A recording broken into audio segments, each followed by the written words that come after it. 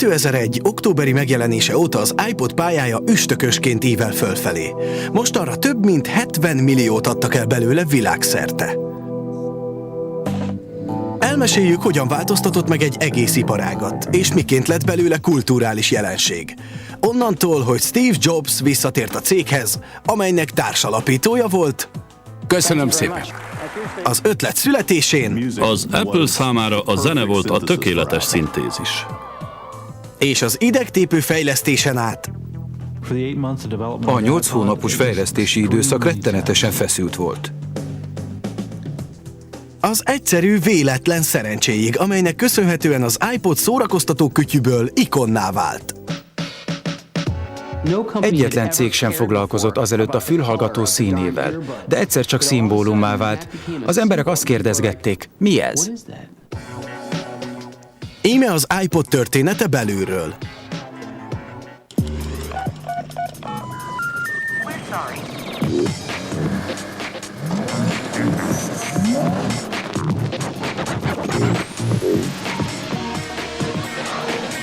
Az iPod forradalom. Az iPod története egy mosollyal indult. 1996. december 20-án Steve Jobs mosolygott. Köszönöm szépen. Ezen a napon jelentették be, hogy visszatér az Apple-höz, több mint 11 évvel azután, hogy száműzték a cégtől, melynek alapító tagja volt. Olyan, mint egy gyönyörű Shakespeare dráma. Komolyan. Steve 1985-ben hagyta el az Apple-t, mert puccsot próbált végrehajtani John Scully ellen. John Scullyt Steve választotta ki, hogy vezesse a vállalatot, de aztán összevesztek. A cégnél éveken át senki nem tudta, mi van. John Scully alatt bukdácsolt az Apple, próbálkozott tovább a Mac-ekkel, de nem jutott semmire. Amikor Steve Jobs visszajött az Applehez, a cégnek már $1 milliárd vesztesége volt évente. A részvényárfolyam $60-ról 17-re esett. Az iparágban dolgozók, sok hozzáértő ember úgy látta, hogy az Apple halálos spirálba került. A márka meggyengült, a termékek rémesek voltak, nem voltak versenyképesek. Az Apple márka leghűségesebb fogyasztói is kezdtek elfordulni, átpártoltak a Microsofthoz. Borzasztó helyzet volt. Az igazgató tanácsban már az is felmerült, hogy eladják az Apple-t és lehúzzák a rolót. Amikor Steve Jobs visszatért, olyan volt, mintha a messiás jött volna el. Amikor Jobs visszatért, tudta, hogy változtatnia kell.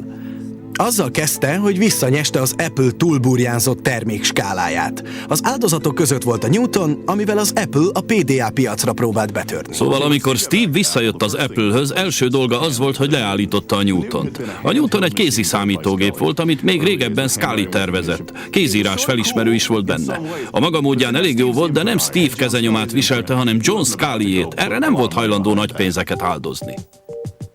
Jobs ezután lecsökkentette a fejlesztési tervek számát 50-ről 10-re. Amikor visszatért az Apple-höz, egyesével behívta a mérnököket, és mindegyiküktől megkérdezte. Nézze meg ezt, mi a baj ezzel a termékkel? Mindenki csak hebegett, habogott, mire Steve azt mondta, megmondom én, mi a baj vele. Az, hogy szar. Amikor Steve Jobs visszajött az Apple-höz, kissé terrorhangulatban kezdte el az uralkodását. Ha összefutott az emberekkel az épületben, megkérdezte, maga kicsoda, mind dolgozik. Olyan történetek keringtek Steve Jobsról, hogy összefutott számára ismeretlen emberekkel a liftben, és mire a lift megállt, az illető ki volt rúgva. Steve nem arra készült, hogy megalkosson egy bizonyos terméket. Nem volt egy nagy terve. Egy milliót akart létrehozni, egy olyan környezetet, ahol mint egy isteni szikraként a megfelelő gondolat pattan elő az ember fejéből. Steve sokszor elmondta, és azt hiszem ebben igaza van, hogy nem lehet azt megkérdezni, mit szeretnének az emberek következőnek. Nem tudják. Nem tudják megmondani, mi lesz a következő vágyuk. Csak akkor ismerik fel, amikor meglátják, hogy épp ez az. Meg kellett változtatnia azt a képet, ami a külvilágban élt az Apple-ről, azt, hogy a fogyasztók látták, ahogy az alkalmazottak dolgoztak, és ahogy vélekedtek a cégről. Úgyhogy Jobs elindította a híres "Gondolkodj másként" kampányt. De ez nem csak hirdetés volt. Azelőtt az emberek úgy vélekedtek az Apple-ről. Itt van ez a cég minimális piaci részesedéssel. Lúzerek. A perifériára szorultak, és ez rossz. De jön Jobs és azt mondja, nem, nagyon is jó abba az 1-2%-ba tartozni, akiknek eredeti gondolataik vannak, akik a saját útjukat járják, akik kreatívak. A vállalati kultúra megváltoztatása csupán az első lépés volt. Az igazi kérdés az volt, vajon Jobs és az Apple tud-e igazán eladható terméket gyártani.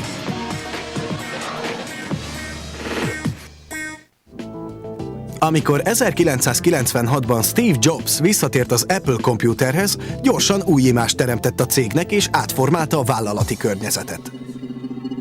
A siker nem maradt el. 1998 májusában az Apple új terméket mutatott be, amely tükrözte Jobs új és energikus szellemiségét. Az iMac hatalmas siker volt. Persze rögtön lehetett róla hallani gyászos megjegyzéseket is, de a Mac visszatért.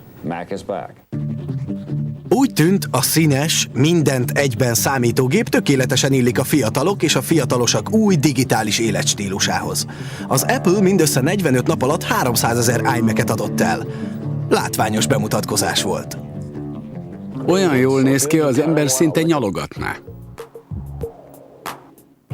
Azt hiszem, az iMac bevezetése nagyon jól előkészítette a terepet az iPod későbbi eljöveteléhez, mert az iMac volt az első számítógép, ami telibe trafálta a fiatalos életérzést. Az összes többi számítástechnikai termék unalmas volt és szürke, ők pedig előálltak egy dögös, divatos számítógéppel, amilyet még senki sem látott. Az iMac-kel valóban jó irányba indultak el, de akkor is csak egy számítógép volt. Az iPodhoz vezető legfontosabb katalizátor egy egészen váratlan jelenség volt, ami viharként söpört végig a világon. Egy bostoni kollégiumi szobában kezdődött. Sean Fanning 1998-ban volt első éves a bostoni Northeastern Egyetemen, és a szobatársa sok társukhoz hasonlóan szeretett MP3-akat hallgatni. Gyakran panaszkodott, hogy nehéz megtalálni ezeket a felvételeket, és mire megtalálja és rákattint, sokszor már nem is működik a link, és nem tudja meghallgatni a zenét. Itt ez a fiatal egyetemista egy nagyon alapvető igénnyel. Zenét akar megosztani a barátaival. Ez elég alap dolog. De nincs olyan szolgáltatás, ami kiszolgálná ezt az igényét. Hát létrehozta ő maga.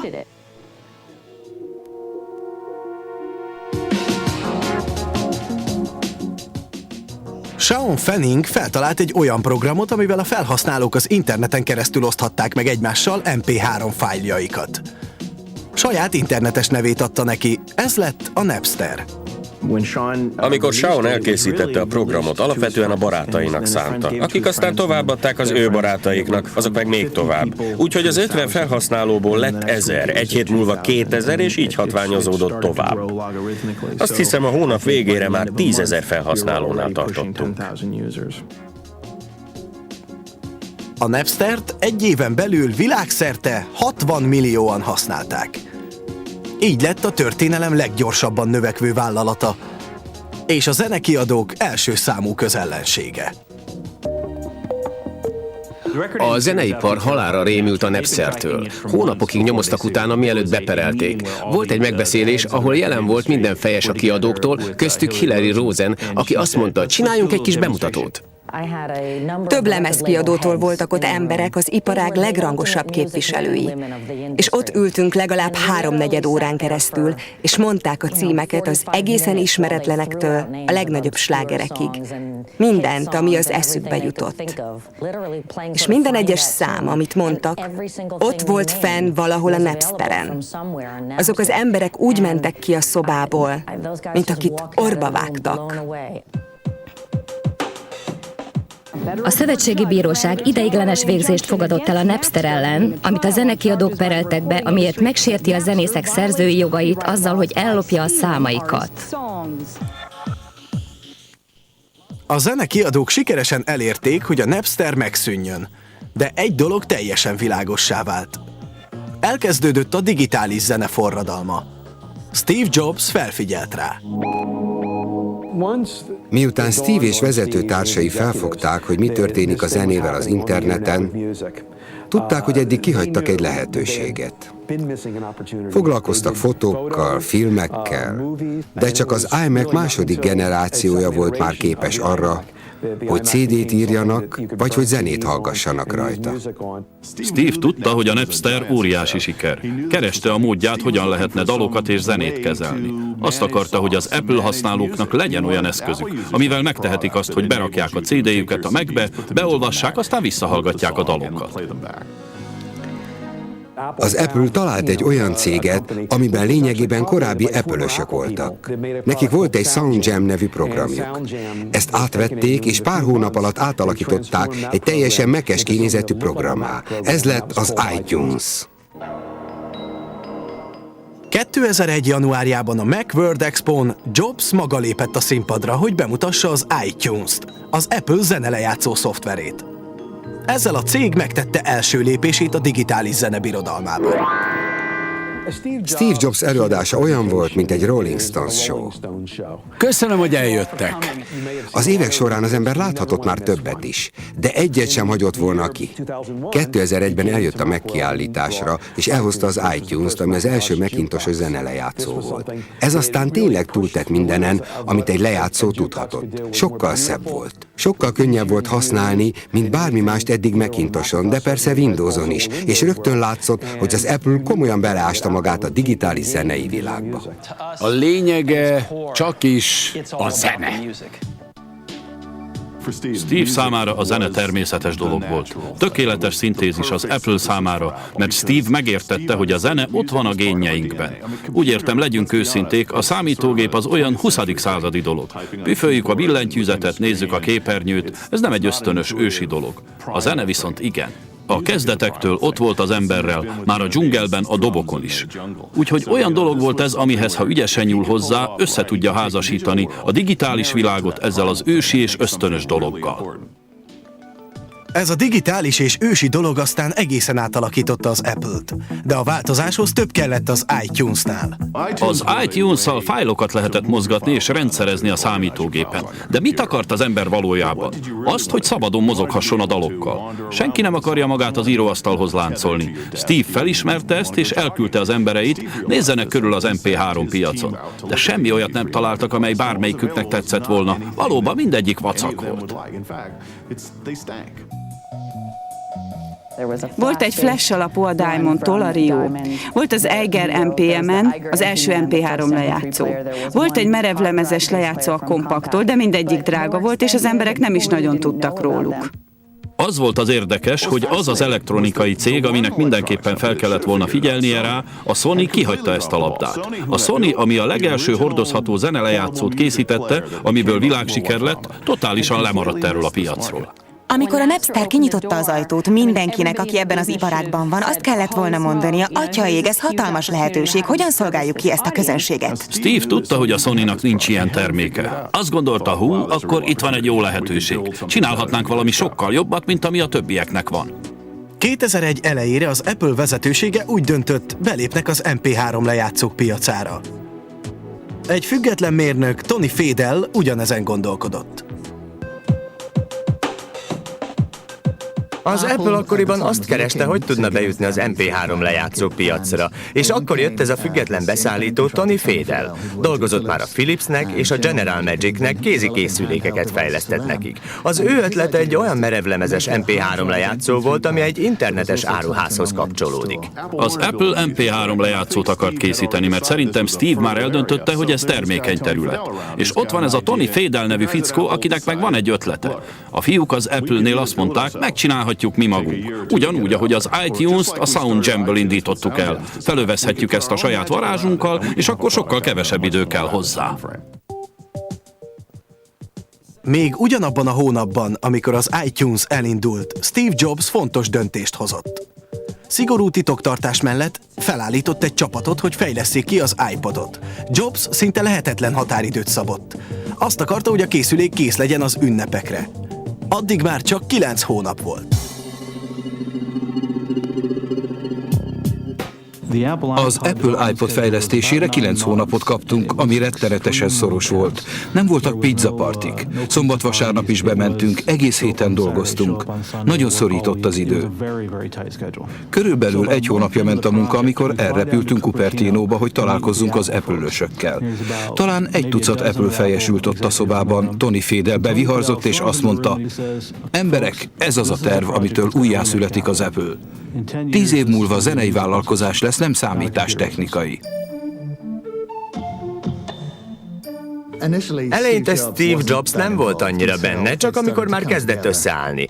A vége felé a heti megbeszélésekből napiak lettek, és egyre többet foglalkozott vele. Steve nagyon sokszor véleményezte az audiót. Nagyon kifinomult a hallása, azonnal megmondja, hogy valami jól szól, vagy sem. Visszadobta nekünk az anyagot, ha a gombok nem kattintottak elég gyorsan, vagy ha nem tudott eljutni a keresett dalig kevesebb, mint 3 kattintással. Ha ismerik Steve Jobs termékeit, tudják, hogy az egyszerűséget kedveli. A legelső Macintosokon például nem voltak kurzorgombok, pedig minden számítógépen kell lenniük. Hasonló módon nem akart kikapcsoló gombot az iPodra. A lehető legkevesebb gombot akarta rá. Jellemző a fénye, a kinézete, az esztétikája, a kezelőfelülete. Mindenhol ott van rajta a személyisége. Tipikus Steve Jobs a legjobb értelemben. A fejlesztési folyamat 2/3-ánál az iPod váratlan akadályba ütközött. A fejlesztési ciklus vége felé már az üzemeket szervezték, ahol gyártani fogják, amikor kiderült, hogy valami gond van az energia felhasználásával. Körülbelül 3 hónappal a munka vége előtt felfedeztük, hogy az iPod 3 óra elteltével meghal, még akkor is, ha ki van kapcsolva. Ez az élettartam pedig elfogadhatatlan. Odabent mindenki arra gondolt, ezt most vagy kijavítjuk, vagy akár haza is mehetünk. 8 feszült héten át a mérnökök azon igyekeztek, hogy megoldják a problémát. Végül sikerrel jártak. Több hónapig dolgoztak megállás nélkül, és az iPod elkészült. Jobs e-mailben hívta meg a médiát egy vadonatúj Apple termék bemutatójára. Csak annyit írt bele: tipp, nem egy Mac lesz. 2001. október 23-án Steve Jobs leleplezte az Apple legújabb alkotását.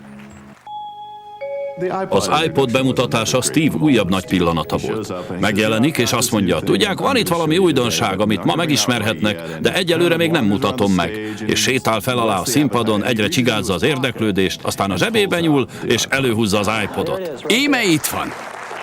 Azt mondja: tudják, ez egy egészen új forradalom első napja.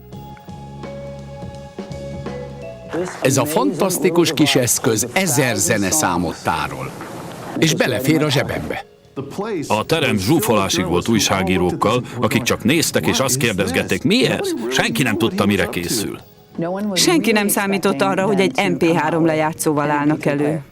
Most már bárki könnyedén tárolhat 1000 dalt, és sokkal gyorsabban kereshet és navigálhat köztük. Lényegében hihetetlenül könnyen megérthető ajánlatot tettek az embereknek. Amikor az iPod kijött, Bill Gates New York Cityben éppen újságírókkal vacsorázott. Akkor kaptam én is meg az enyémet, és úgy döntöttem, elviszem. Bill Gates még nem látta az iPodot, és mielőtt elmentem, megmutattam neki. A szemei akkorára kerekedtek, mint egy leveses tál. Azonnal kapcsolgatni kezdte, ismerkedett vele. Aztán rám nézett, és azt kérdezte: ez csak Macintosra van? Az iPod bevezetése 2001. októberében azonban a lehető legrosszabb döntés volt. Az iPodot a legkevésbé gyanús időpontban vezették be. A Napster nemrég vesztette el az ellene indított pert. Mindenki aggódott, aki MP3 fájlokat osztott meg. Másodszor alig 1 hónappal azelőtt dőlt le a World Trade Center, és az egész ország félt. A dotcom lufi abban az évben pukkadt ki, és rogyadozott a szilíciumbölgy gazdasága. Kevés ok volt arra, hogy izgalommal fogadjanak egy új terméket. Egy kicsit korán került a piacra. Senki sem tudta, hogy ez a digitális zene dolog hogy fog kifutni. Úgy tűnt, az Apple elég kockázatos lépést tett egy eddig elég ismeretlen piacon. Amikor az iPodot bemutatták, sokan szkeptikusan fogadták. Elég drága volt, $400 került. Csak Mac-kel működött.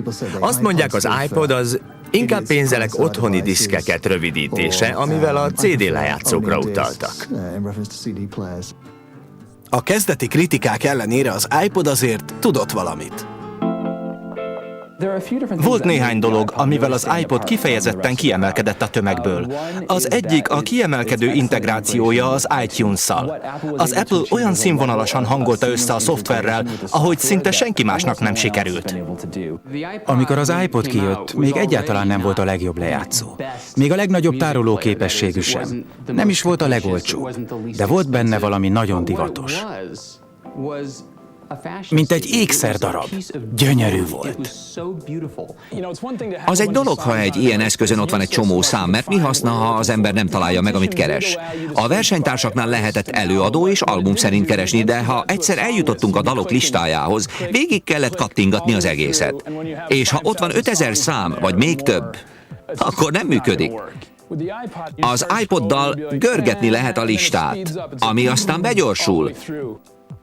Egyszerűen káprázatos. Ami a legfontosabb, az iPodra hűséges Macintosh rajongók hada várt.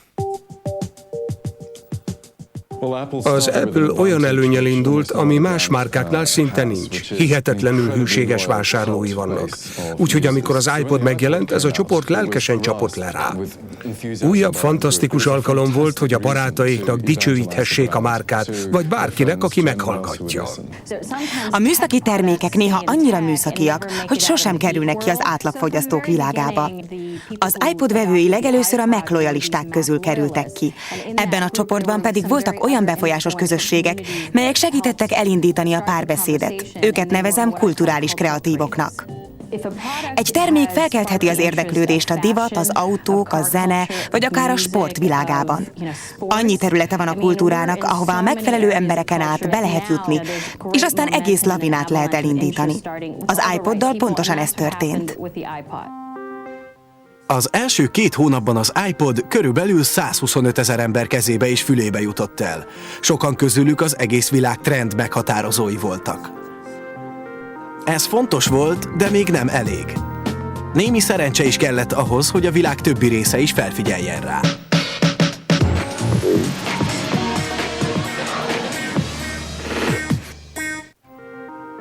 Amikor 2001 végén az iPodot bemutatták, a Macintosh rajongók körében azonnali sikernek bizonyult.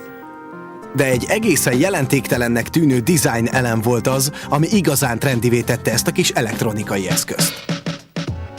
Amikor az első iPod kijött, persze a Macintosh rajongók csaptak le rá. Fiatalok, városi emberek, őket lehetett először ezzel a fehér fülhallgatóval látni.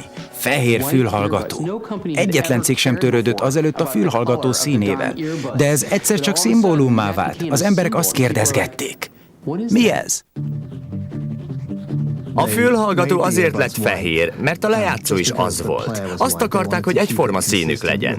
Aztán brilliáns marketingeszköznek bizonyult, mert messziről reklámozta a lejátszót, ami egyébként rejtett, láthatatlanul lapul egy zsebben vagy táskában. Így mégis nagyon is láthatóvá válik. Mész az utcán, és látsz egy menőfazont, rajta egy olyan kiegészítőt, amit addig még sosem láttál, és azt kérdezed.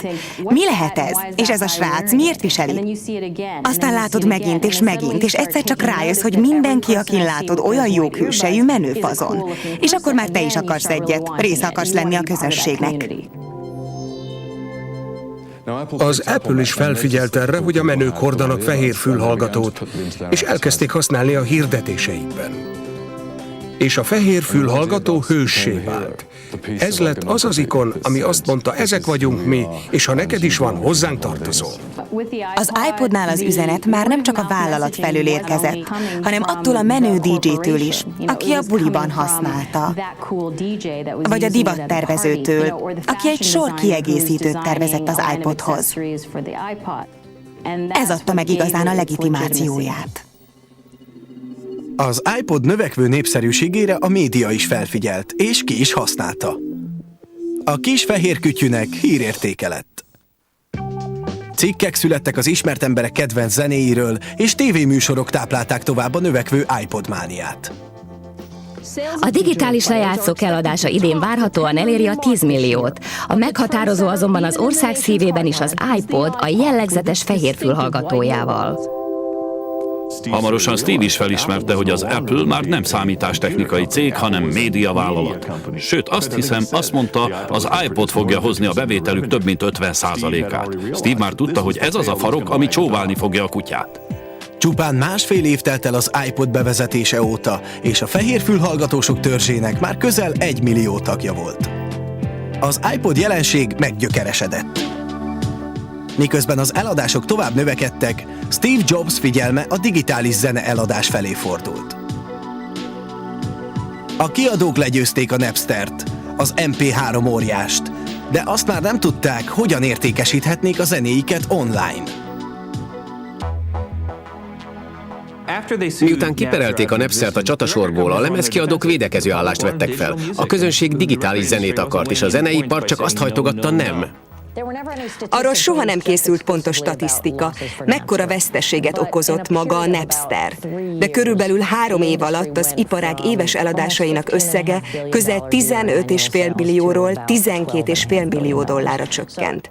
Egy olyan világban, amikor mindenhol azt hallani, hogy az üzletnek növekednie kellene a fantasztikus digitális lehetőségek miatt, ez elég elkeserítő. Az emberek gyorsan megszokták, hogy ingyen juthatnak a digitális zenéhez. Nem ígérkezett könnyű feladatnak rávenni őket, hogy ezentúl fizessenek érte.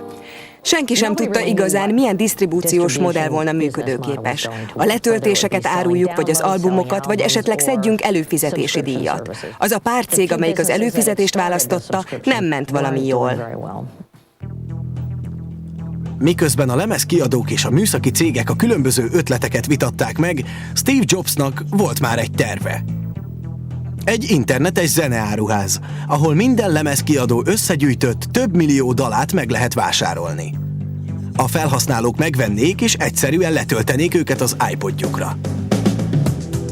Steve megértette, és ezzel kevesen voltak így, hogy az emberek birtokolni akarják a saját zenéiket. Saját zene. Megveszed a CD-t, a tiéd. A lemezkiadók nagy ötlete az volt, hogy fizess elő a zenéikre, és amíg fizetsz, addig hallgathatod őket. De ha nem fizetsz tovább, elveszíted. Így lényegében csak bérelték a zenét. Steve már a legelején megmondta nekik, hogy ez halott ötlet. A lemezkiadókat egyáltalán nem érdekelte, hogy üzleteljenek az Apple-lel. Hogy megértsük miért, érdemes visszanézni, mi történt 2 évtizeddel korábban a kiadók és az MTV között. Az MTV úgy indult, mint egy kis cég, ami csak videóklippeket sugároz. És mi lett a vége? 2 évtized alatt nagy hatalom lett a zeneiparban. Úgyhogy, amikor jött az Apple, azt gondolták, miért segítenénk megint egy kívülállónak, hogy a fejünkre nőjön? Ezt nem akarjuk. A lemezkiadóknak azonban meg kellett tanulniuk, hogy Steve Jobsnak nem könnyű nemet mondani.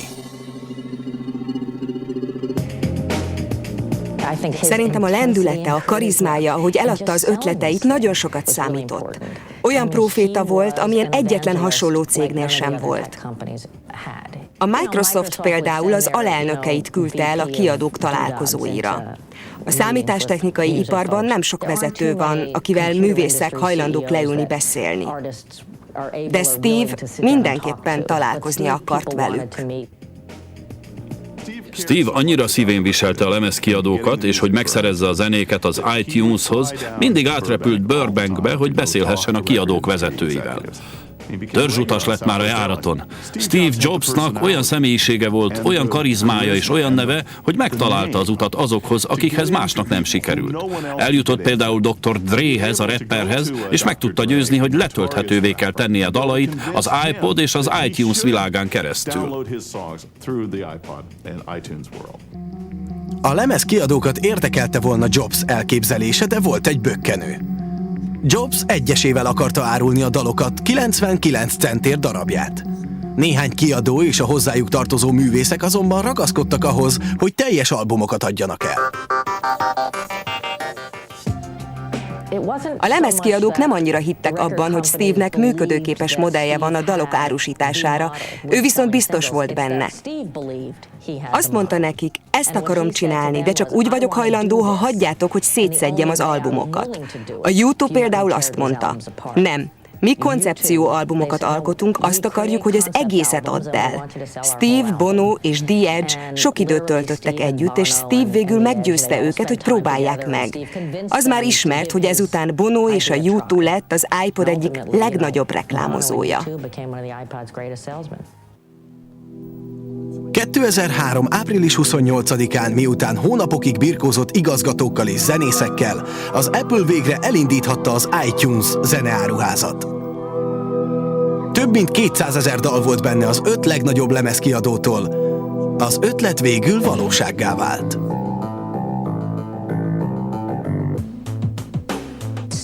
Steve ezt személyes küldetésnek tekintette, és meggyőzte a lemezkiadók vezetőit, hogy ők is tegyenek így. Egy alkalommal a zeneáruház egy új prototípusának bevezetésére készültek. Ő még nem látta, de az emberei meg akarták mutatni nekem. Erre fél órán át megszállottként vitatkozott a betűméretről és 3 szó elrendezéséről a nyitó oldalon. Sohasem láttam még, hogy egy vezető ekkora hívvel foglalkozzon a részletekkel. Egyszerre volt lenyűgöző és megdöbbentő. Ami a bonyolultságát illeti, sok szempontból az iTunes zeneáruház elindítása talán még nagyobb teljesítmény volt, mint az iPod. Annyi apró részlet van egy-egy dallal kapcsolatban, akár 5 különböző jogtulajdonosa is lehet, akikkel mind meg kell egyezni. Aztán minden licenszet egyenformába önteni az egyenárhoz. Ez herkulesi feladat. Jobs kemény munkájának meglett az eredménye. Az elindításától számított 5 napon belül az iTunes zeneáruház több mint 1 millió dalt adott el. Steve Jobs és az Apple olyan dolgot vittek végbe, ami még senkinek sem sikerült. Vevőiknek a digitális lejátszóhoz hozzávaló zeneáruházat is kínáltak. Ugyanaznap Jobs még egy bejelentést is tett, ami tovább segítette az iPod növekedését. Köszönöm, ez a harmadik generációnk. Még az első generációnkat sem sikerült senkinek utolérnie, de mi már bemutatjuk a harmadikat.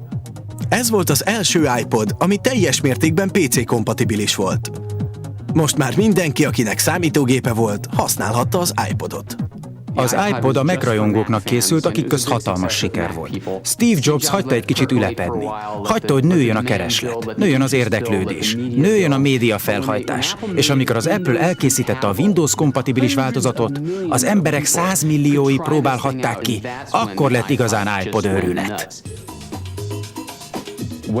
Amikor az Apple megcsinálta a PC-kompatibilis iPodot, rengetegen akarták használni. Mintha a PC használók is akartak volna egy darabot az Apple-ből. Ők is akartak valamit abból a dögösségből, kreativitásból, amit az Apple mindig is jelentett. Nagy változás történt az Apple beállítottságában. Mindig azt remélték, hogy az iPod segítségével majd több Mac-et adhatnak el, aztán megcsinálják a Windows-os változatot, és kihajítják ezt a stratégiát az ablakon. Úgy döntöttek, hogy jól van, koncentráljunk akkor az iPodra. A Macintosh és a Windows hívei sokáig nem találták egymással a hangot. A Mac-esek azt mondták, az én Mac-em olyan elegáns, és gyönyörűek azok a lekerekített sarkok, és azok a kis áttűnések, amikor másolok, vagy törlök egy ikont a képernyőn, csodaszép, mire a Windowsosok. Én viszont már $400 kapok egy Dell gépet.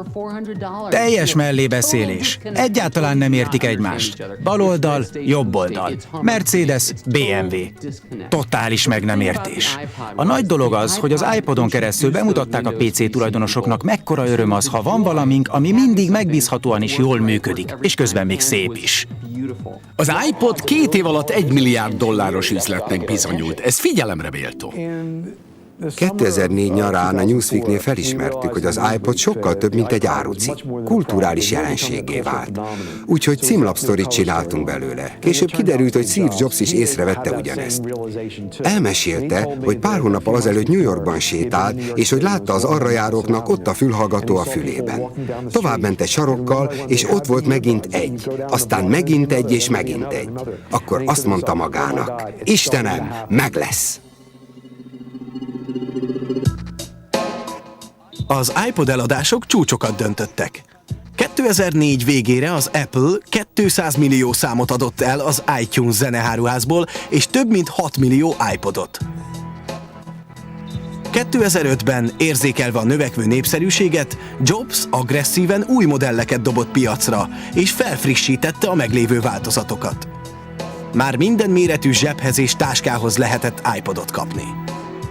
Tudják, mire való ez a kis zseb? Én sose tudtam. De most már igen. Mert itt az új iPod. Steve Jobs stratégiája az volt, hogy miután kirakta az első adut, sorra tette rá az újabbakat minden stílusban, méretben és árfekvésben.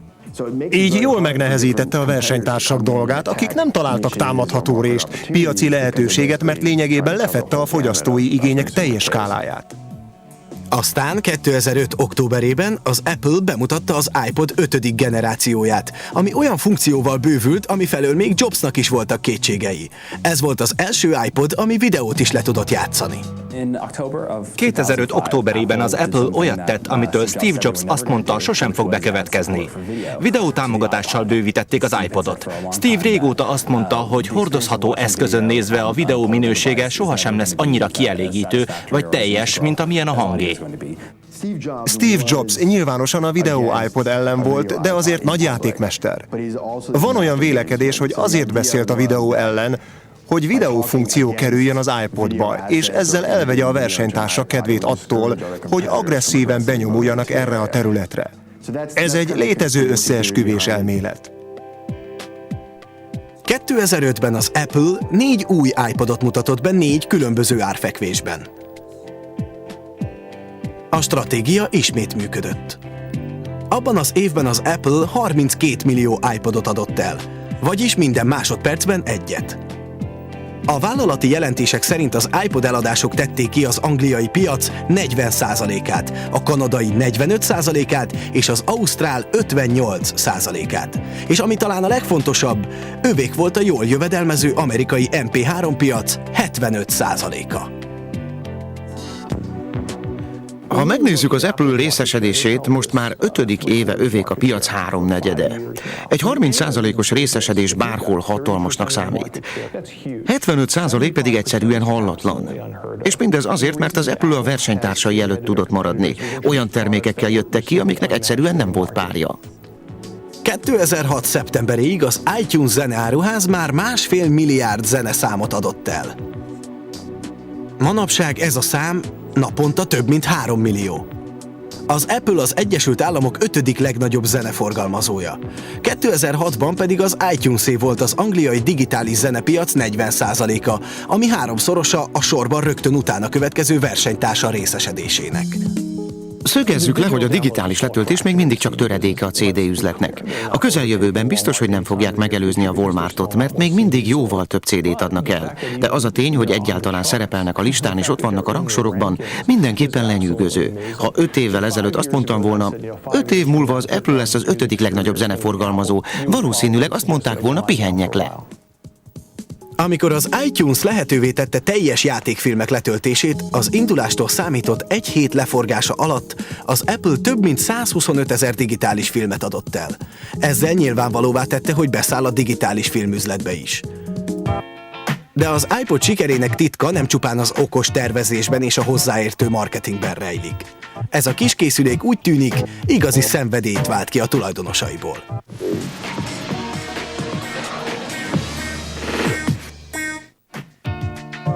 Mindössze 4 év leforgása alatt az iPod elképzelésből elsöprő gazdasági siker lett. De ami igazán különlegessé teszi, az a szinte már bizarr imádat, amit az emberek az iPodjuk iránt éreznek. Az a tény, hogy a lejátszóval rendelkező Microsoft alkalmazottak állítólag inkább az iPodot választják, mint azokat, amiken Microsoft program fut, önmagáért beszél. Az iPod kultusztárgy lett. Olyas valami, ami érzelmeket vált ki az emberekből. Hiába érnek már fel hozzá technikailag a versenytársak, az emberek az iPod márkát akarják, semmi mást. A mai fogyasztók sokféleképpen mutatják ki az iPodjuk iránti szeretetüket. Vannak, akik házilagos reklámot készítenek neki, mint ez a kaliforniai iPod tulajdonos.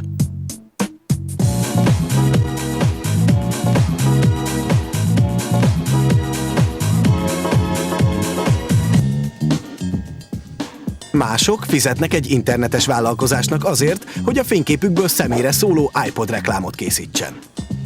Király az arca. Ez az arc nagyon király.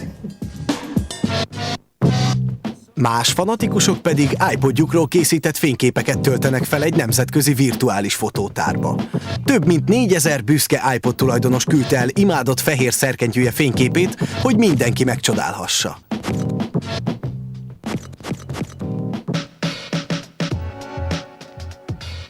Más rajongók fantáziáját annyira izgatja, hogy mit tartogathat a jövő az iPod számára, hogy elméleteket gyártanak és küldözgetnek egymásnak a lehetséges újabb iPod verziókról, mint amilyen például ez a teljes képernyős videó iPod.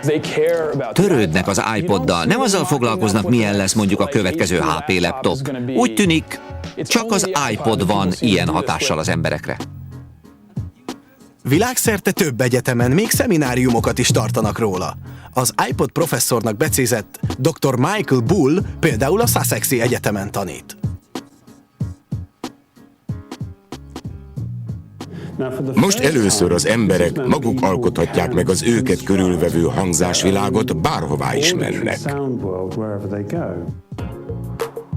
Más egyetemeken az iPod a helyi közösségek szokásait befolyásolja. Van egy vicces történet. A Duke Egyetemen néhány éve elindítottak egy programot, amiben minden beérkező első éves kapott egy iPodot, mint oktatási segédeszközt. A felsőbb éveseket azonban bosszantotta, hogy a saját fehér fülhallgatóik miatt őket is első éveseknek nézik. Ezért aztán azok, akiknek már volt iPodjuk, elkezdtek színes fülhallgatókat vásárolni. Hogy a többiek ne higgyék róluk azt, hogy ők is első évesek. Az iPod szocializációja a fiatalok kultúrájában nagyon fontos része a sikereiknek. Az iPod indította el a zenelisták kultúráját, és azt, hogy egy ilyen lista mit jelent. Amikor az ember összetudja állítani a saját külön zenelistáit, mint egy lemezlovas, amit aztán mindenki, a barátai is megismerhetnek, hogy milyen a stílusa, ez egyfajta kiterjesztése lesz önmagának.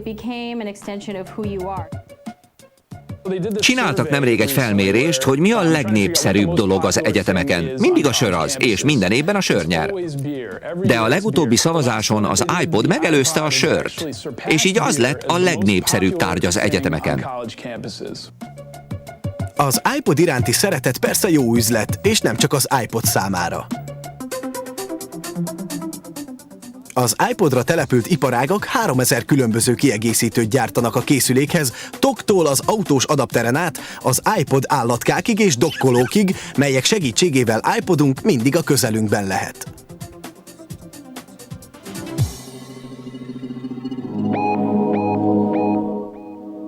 Ez az iPod ökoszisztéma várhatóan több mint $1 milliárd összbevételt generál.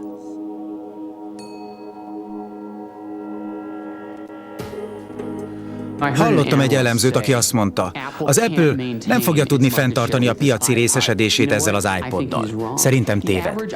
Az átlag iPod tulajdonos legalább $100 költ kiegészítőkre, autós adapterre, FM modulátorra, aztán ott van még az a sok zene, amit online megvesznek az Apple iTunes zeneáruházból. Azok a dalok csak iPodon játszhatók le. Ez olyan befektetés, ami miatt nem fognak más lejátszóra váltani. Az iPodban Steve Jobs megtalálta a Szent Grált. A terméket, amiből kultikus tárgy és $több millió üzlet lett. Szerintem az iPod fantasztikus. Eddig példanélkül álló lehetőségeket kínál a személyre szabásra, ami olyan hatalom, amit eddig nem érezhettünk. Ezért szeretik annyira ezt a készüléket, mert a saját személyiségük kiterjesztése lesz. Azt hiszem, az iPod egy különleges újfajta viszonyt tett lehetővé az ember és a zene között. Újra felfedezhetnek régi dolgokat, más módon hallgathatják, úgy vehetik magukhoz, ahogy még sohasem. És ez jó érzéssel tölti el az embert. Újra zenét hallgat, és viszi magával, bárhova megy, újra felfedezi azt, amilyen van, és ezeket a jó érzéseket az iPoddal társítja. Mert a legfontosabb, amit tesz, hogy nem áll az ember és a zene közé. Akár csak a Sony Walkman, ami 20 évvel ezelőtt forradalmasította az útközbeni zenehallgatást. Most, a digitális korban az iPod teszi pontosan ugyanezt. És mindez egy mosollyal kezdődött. Steve perspektívájából nézve ő végre megkapja a tiszteletet. És ezt az iPodnak köszönheti. Elért valamit, amiről az emberek azt gondolták, elég bolond dolog MP3 lejátszót csinálni, aztán mégis hatalmas siker lett belőle. Tudják, az Apple-t mindig az újdonság jellemezte. Egy érdekes különc volt a pálya szélén, ahol a pályát a Microsoft, a Windows és a PC-k világa uralta. Az iPod behozta az Apple-t a tömegek életébe. Ez óriási változás, ami szerintem nagyon komoly sikereket hoz majd az Apple-nek, és szerintem még csak az elején járunk. Narrátor Szabó Máté. A magyar változatot a Mafilm Audio Kft. Készítette.